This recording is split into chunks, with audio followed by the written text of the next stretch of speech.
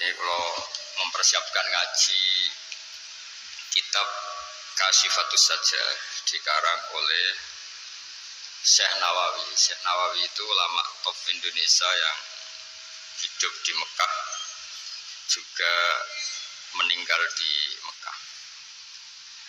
Dulu di antara kearifan buyut-buyut kami, leluhur kami, itu kalau cerita itu enggak apa-apa kamu mondok di Mekah di sana, tapi bawa pohon yang hidup di Indonesia.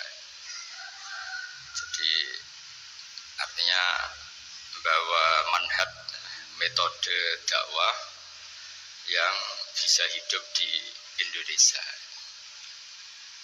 Ini penting kata Mbah Mun, karena wa ma arsalna min rasulin illa bilisani qaumi. Semua rasul diutus itu pasti sesuai kultur kaumnya. Saya punya sedikit cerita tentang kultur. Kultur itu nilai yang disepakati masyarakat, meskipun persepsi itu salah. Saya cerita sedikit tentang keunikan kultur. Nabi Yunus itu nabi. Di mana-mana nabi itu mengajak ke tauhid, ajaran yang benar. Dan dulu nabi itu nggak punya polisi, nggak punya densus, jadi nggak bisa nabi nyuruh yang nggak setuju tangkap, itu nggak bisa. Tapi punya Tuhan. Jadi kalau yang tidak percaya dakwahnya itu ancamannya adab.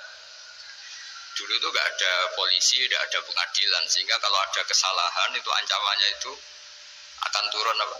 Adab, siksa itu. Sekarang kan kalau kita jadi pemimpin kan agak enak itu, punya keamanan, punya macam-macam. Singkat cerita, sudah dakwah sekian tahun itu umatnya nggak percaya kalau beliau seorang nabi, bahwa ajaran tauhid itu benar. Akhirnya cerita ini terkenal sekali, mungkin beberapa terputus ya, tapi terputus cerita ini saya ceritakan secara lengkap. Terus beliau cerita, ini waktu sudah lama saya dakwah, sudah lama saya sosialisasi itu tentang kebenaran, Anda tetap nggak iman ini 3 hari lagi pasti ada adab. 3 hari ada adab itu delalah masyarakatnya tuh kepikiran. Jangan-jangan iya itu. Nah, ketika jangan-jangan iya itu diintip, rumahnya Nabi Yunus itu diintip, ya agak aneh. Diintip delalah orangnya nggak ada. Nggak ada itu kalau Quran bahasakan abaqo itu minggat itu pergi nggak pamit. Ya. Itu bahasanya abaqo itu minggat. Meskipun kita tidak mungkin membahasakan Nabi itu minggat, tapi dibahasakan tindakan kan tidak mungkin karena nggak pamit. Ya. Jadi harus dibahasakan minggat. Ya. Quran sendiri bahasakan abaqo.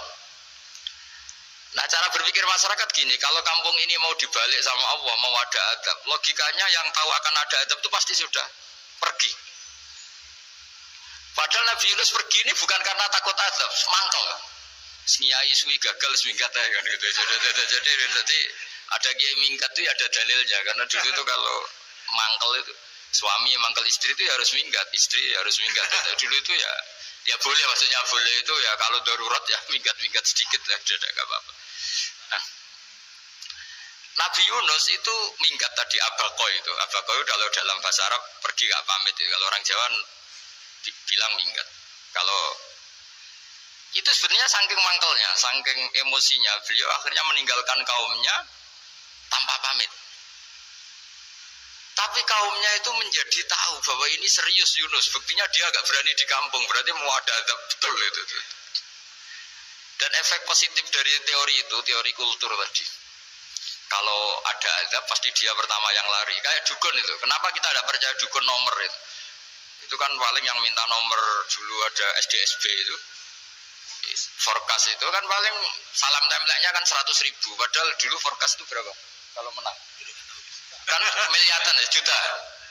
Itu untuk kultur kita agak percaya dukun kan, ngapain ngumpulin uang 100.000, kalau dia tahu nomornya kan mendingan tombok sendiri gitu. Itu kan. Jadi orang itu mesti punya teori umum untuk membenarkan sesuatu atau membohongkan itu. Akhirnya umatnya Nabi Yunus itu iman. Iman itu artinya percaya kalau ini tidak main-main. Buktinya Nabi Yunus gak berani di situ. Akhirnya mereka tobat. Saat itu juga mereka wiridan di lapangan. Terus semua kesalahannya diselesaikan. Sampai ada rumah yang sudah dibangun permanen karena di tanah tetangga. Dirobohkan saat itu juga. Bahkan ada batu yang dulu nyuri.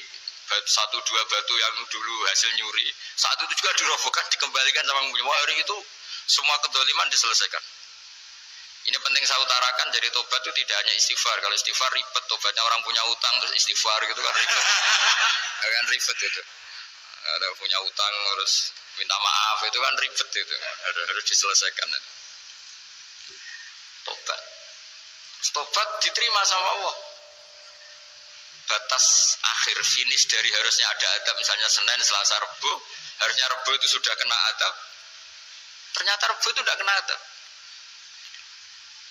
Nabi Yunus sebetulnya juga penasaran, kampungnya itu kena adab tidak? Dilihat dari jauh ternyata tidak. Tambah kecewa dia. Gitu. Wah, ini saya kalau pulang pasti dibunuh karena saya ada pembohong. Di masyarakat situ ada aturan siapa yang bohong dibunuh. Padahal Nabi Yunus ngumumkan nanti Rebu ada azab. Kira-kira gitu. Ternyata Rebu itu tidak ada azab, makanya dia sudah di batas kampung kembali minggat lagi karena nanti pulang pasti dibunuh karena dia kebohong. Ya akhirnya masyhur itu, terus dia ikut nelayan sekenanya, yang penting lari dari kampung, ikut nelayan sekenanya. Zaman itu, ini saya ulang lagi zaman itu. Nanti ini efeknya nanti ke tauhid. Zaman itu para nelayan tuh kayak sepakat. Kalau ada kapal atau perahu kok mau tenggelam, itu pasti ada yang minggat. Artinya minggat itu pergi tidak terhormat itu. Terus fasaha mafakana minal mudkhatin. Nah, dulu itu orang sudah punya peradaban. Ini cerita kultur, sudah punya peradaban. Punya peradaban. Ya sekarang gini, kalau nyemplungkan salah satu kan tidak adil diundi. Ternyata yang keluar dia Nabi Yunus.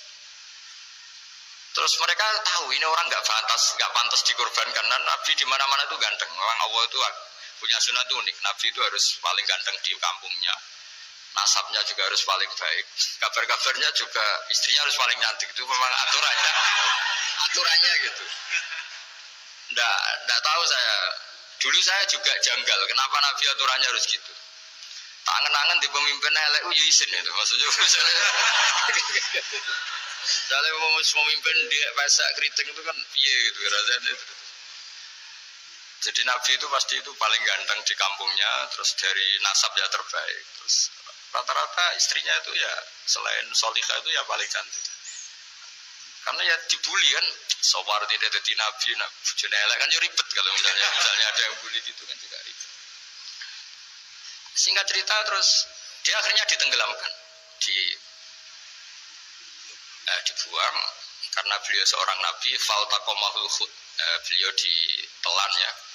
Iltiqam itu tidak digigit, ditelan ya. Karena ditelan beliau tidak mengalami dikunyah, ditelan. Iltiqam itu ditelan. Karena beliau seorang nabi, di dalam batnil hut itu di perut itu dia wiridan, dan barokahnya wiridan itu perut ikan ini menjadi masjid. Dia nyaman di situ, nyaman karena terus ngalami karomah lah. Ikan wali itu ngalamin karomah. Nah, kesimpulan dari cerita ini itu apa? Masyarakat itu akan selalu dengan kulturnya sendiri. Para nabi juga punya kultur sendiri. Dan Allah yang ngelola itu semua. Saya ulang lagi, Allah yang ngelola itu semua. Makanya terus dua kultur ini, kalau Allah menghendaki itu gampang sekali.